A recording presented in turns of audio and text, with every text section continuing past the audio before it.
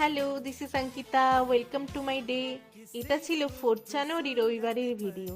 বিকেলে একটু রেডি হচ্ছিলাম স্মার্ট বাজারে গ্রসারি শপিং করতে যাব বলে। আর সত্যি বলতে শেষ 5-6 দিন ঠান্ডাটা যেন ভীষণই বেড়ে গেছে।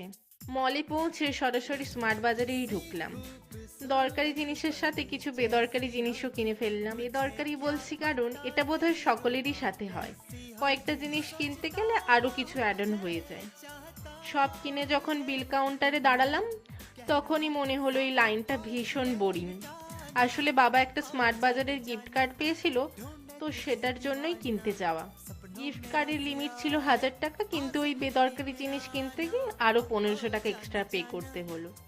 বিল মিটিয়ে যখন বাড়ির পথে রওনা দিলাম, ফেরার সময় বাইকে আস্তে আস্তে ঠান্ডাটা যেন আরো বেশিই লাগছিল। বাড়ি এসে সব জিনিসগুলো মায়ের সাথে একটু গুছিয়ে নিচ্ছি। এরপর রাতে খেলাম আমার একদম ফেভারিট ফ্রাইড রাইস আর চিলি চিকেন। সত্যি বলতে বিরিয়ানির থেকেও আমার ফ্রাইড রাইস চিলি চিকেন বেশি পছন্দের।